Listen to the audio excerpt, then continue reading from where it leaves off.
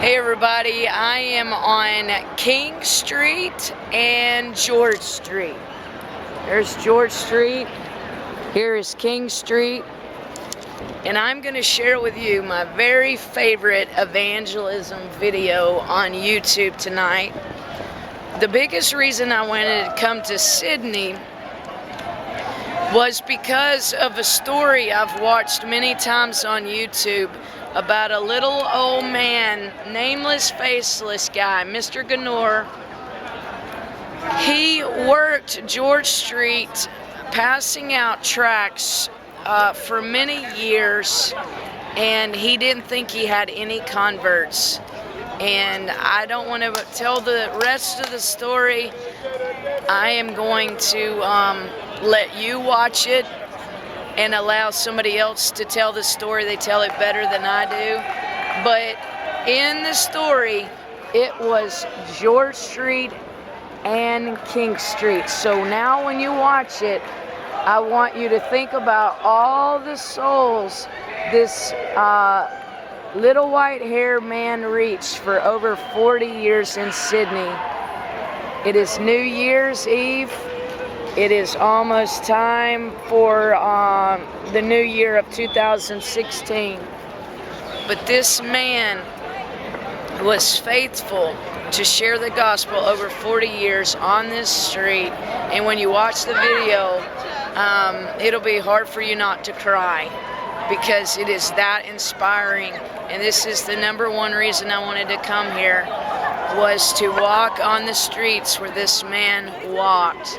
And it's really awesome because I got to preach on George Street all night tonight.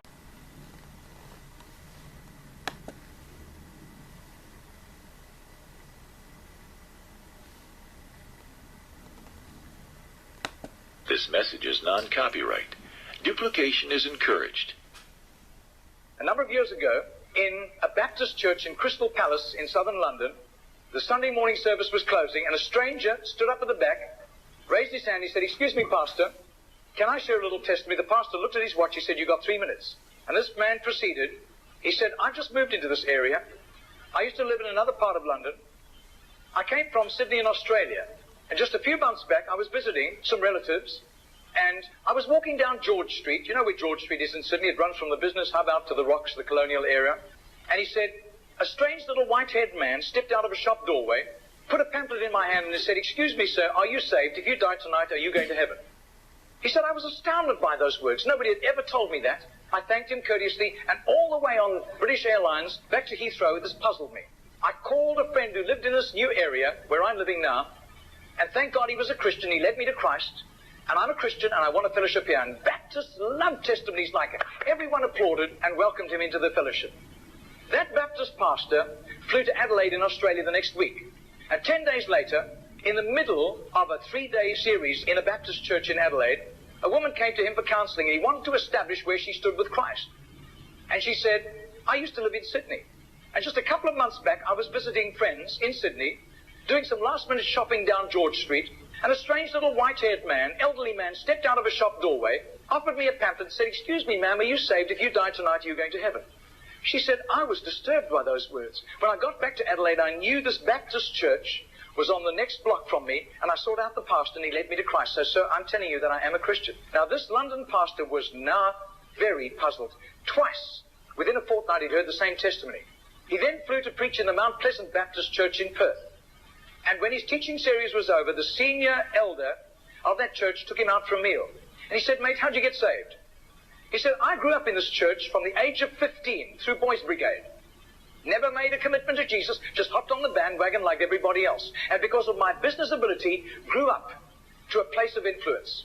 I was on a business outing in Sydney just 3 years ago, and an obnoxious, spiteful little man stepped out of a shop doorway, offered me a religious pamphlet, cheap junk, and accosted me with a question. "Excuse me, sir, are you saved? If you die tonight, are you going to heaven?" He said, I tried to tell him I was a Baptist elder. He wouldn't listen to me.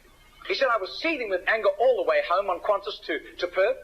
He said, I told my pastor thinking he would sympathize with me, and my pastor agreed. He had been disturbed for years knowing that I didn't have a relationship with Jesus, and he was right. And my pastor led me to Jesus just 3 years ago. Now, this London preacher flew back to the UK and was speaking at the Keswick Convention in the Lake District. And he threw in these 3 testimonies. At the close of his teaching session, 4 elderly pastors came up and said, we got saved between 25 and 35 years ago, respectively, through that little man on George Street giving us a tract and asking us that question. He then flew the following week to a similar Keswick Convention in the Caribbean, to missionaries.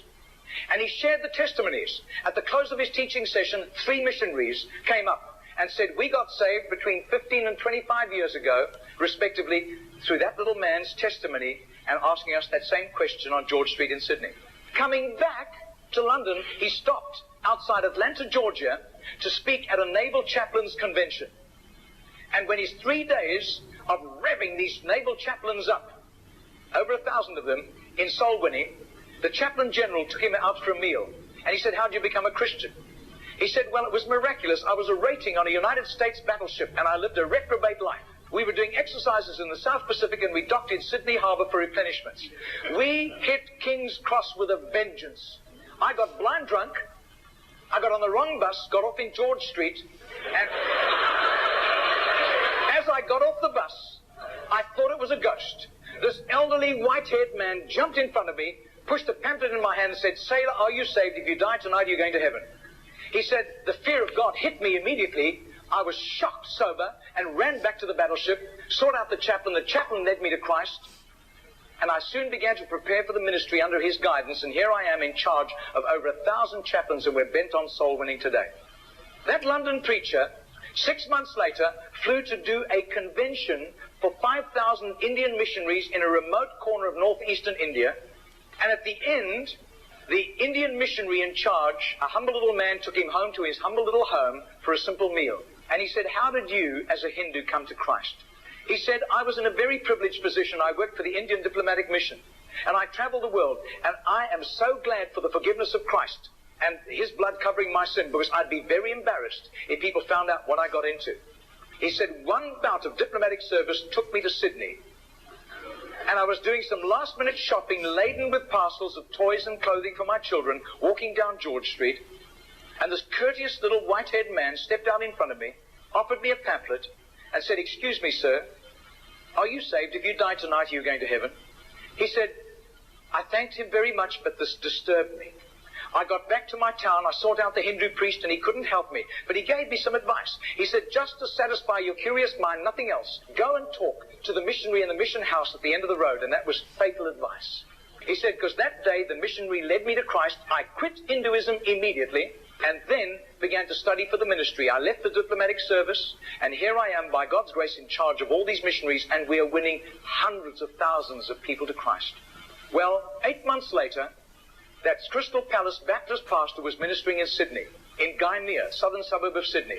And he said to the Baptist minister, do you know a little man, an elderly little man, who witnesses and hands out tracts on George Street? And he said, I do. His name is Mr. Genor, Genor. But I don't think he does it anymore. He's too frail and elderly. The man said, I want to meet him. 2 nights later, they went around to this little apartment, knocked on the door, and this tiny, frail little man opened the door. He sat them down, made them some tea, and he was so frail he was slopping tea into the saucer as he shook. And as he sat with them, this London preacher told him all these accounts over the previous 3 years. This little man sat with tears running down his cheeks. He said, my story goes like this. He said, I was a rating on an Australian warship, and I lived a reprobate life, and in a crisis, I really hit the wall, and one of my colleagues, whom I gave literal hell, was there to help me. He led me to Jesus, and the change in my life was night to day in 24 hours. And I was so grateful to God. I promised God that I would share Jesus in a simple witness with at least 10 people a day, as God gave me strength. Sometimes I was ill, I couldn't do it, but I made up for it for other times. I wasn't paranoid about it, but I have done this for over 40 years, and in my retirement years, the best place was on George Street. There were hundreds of people. I got lots of rejections. But a lot of people courteously took the tracts. And he said, in 40 years of doing this, I've never heard of one single person coming to Jesus until today. Do you know, I would say that has to be commitment. That has to be just sheer gratitude and love for Jesus to do that, not hearing of any results. Margarita did a little count. That's 146,100 people that simple little non-charismatic Baptist man influenced somehow to Jesus. And I believe what God was showing that Baptist minister was the tip of the tip of the tip of the tip of this iceberg. Goodness knows how many more had been arrested for Christ and were doing huge jobs out in the mission field. Mr. Genor died 2 weeks later. And can you imagine the reward he went home to in heaven? I doubt if his face would ever have appeared on Charisma magazine. I doubt if there would ever have been a write-up with a photograph in Billy Graham's Decision magazine, as beautiful as those magazines Jesus. are. Nobody except a little group of Baptists in southern Sydney knew about Mr. Genor. But I'll tell you, his name was famous in heaven. Heaven knew Mr. Genor. And you can imagine the welcome and the red carpet and the fanfare he went home to when he arrived in glory.